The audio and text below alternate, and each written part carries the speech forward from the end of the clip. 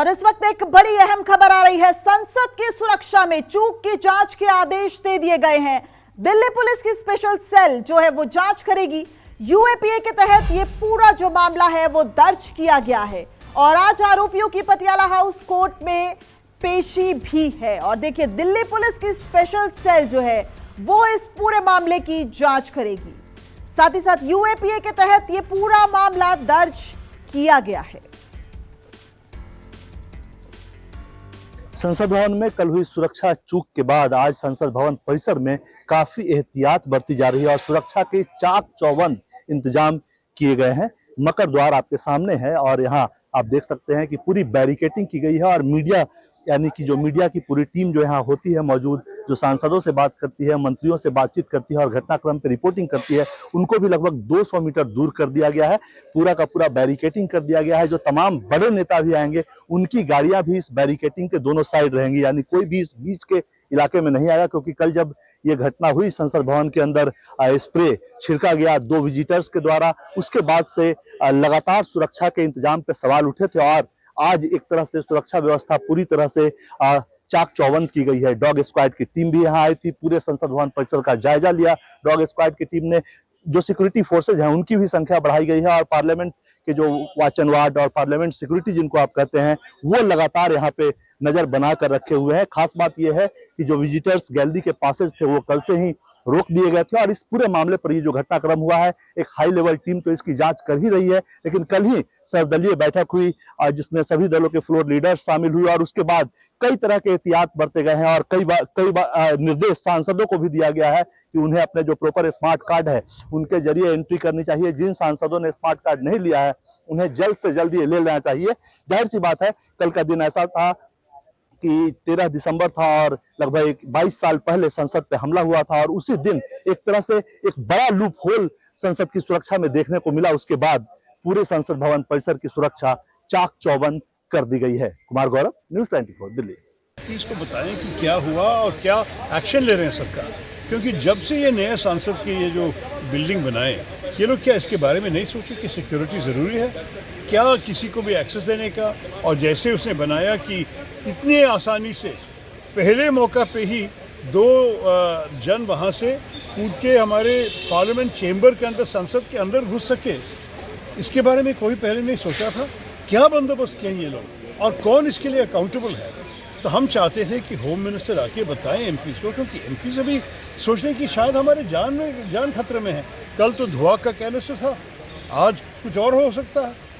क्या अगर वो जूते के अंदर ये धुआं के अलावा वो लोग बॉम्ब या ग्रेनेड या पिस्तौल रखे हुए थे।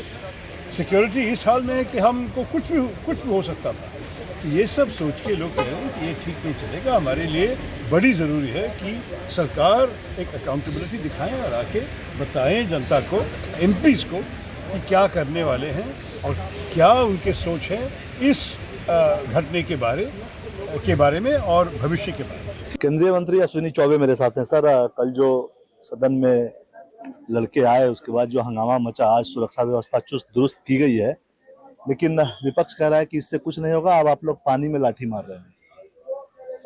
देखो, विपक्ष क्या कह रहे न कह रहे उसकी बात छोड़ दीजिए।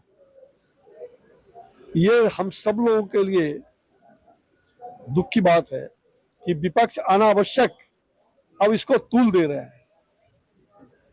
जो बाहर में यानी कि तूल दे करके वैसे लोगों का क्या संबंध कहाँ किसका रहा है, ये सब पर जांच चल रही है। जो लोग भी गुनाह गलत किए उन पर हमने कार्रवाई किया है। पूरी यहाँ पर हमारे लोकसभा अध्यक्ष ने सतर्कता बरती है और लोकसभा अध्यक्ष ने हर प्रकार से छोटी बड़ी सब चीजों सबका सहयोग लेकर के कल बैठक करके और उस पर एक आवश्यक कार्रवाई उन्होंने शुरू कर दिया है।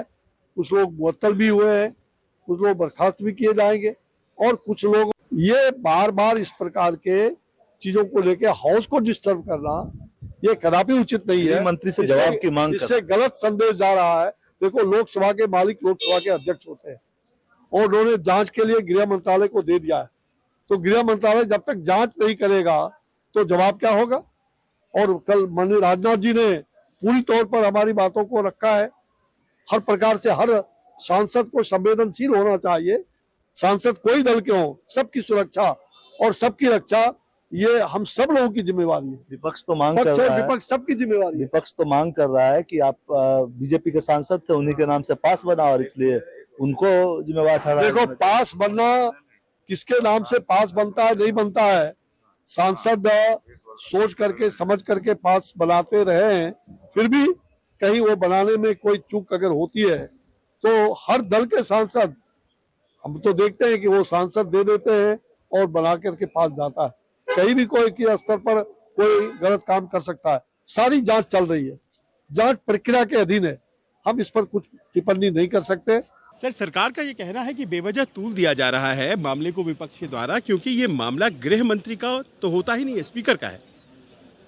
देखिए, दिल्ली पुलिस किसके अंडर में है, सिक्योरिटी किसके अंडर में है, इतना बड़ा वाकया हो गया, हमारी लाइफ स्टेक पर लग गई। सांसदों की लाइफ की कोई हैसियत नहीं है। अगर वो ये बारूद ला सकता था तो आरडीएक्स भी ला सकता था। और मालूम होते हुए कि आज के दिन अटैक हो सकता है, थ्रेट थी, फिर भी सिक्योरिटी लैप्स हो गया। कौन जिम्मेदार है? कोई तो जिम्मेदारी ले, और जो जिम्मेदारी ले इसकी वो एक्सप्लेन करे। अगर वो नाकाम हुआ तो रिजाइन करे। आप लोगों ने तो होम मिनिस्टर के ही बयान की मांग कर दी है। स्पीकर साहब कह रहे हैं कि हम लोगों ने जांच के लिए कहा है, होम मिनिस्ट्री ने भी जांच की के ऑर्डर्स दिए हैं। होम मिनिस्टर साहब को तशरीफ़ लाना चाहिए था, अपना बयान दे दें कि हम ये काम कर रहे हैं, इसके पीछे क्या साजिश है, क्या कौन सी ऑर्गेनाइजेशन है।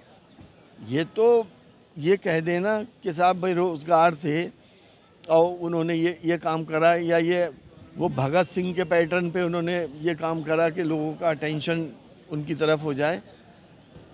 ये पहलू के अलावा ये भी देखा जाए कि जो थ्रेट दी थी, क्या उनका ताल्लुक उस थ्रेट देने वाले से तो नहीं है। अब आज आप आए संसद में, आपको लगा कि अब सुरक्षित है मामला सब कुछ ये नए संसद में? देखिए, ये संसद सुरक्षित है ही नहीं। जो दर्शक दीर्घा है बहुत नीचे है, आप लटक के दूसरे से हाथ मिला सकते हैं।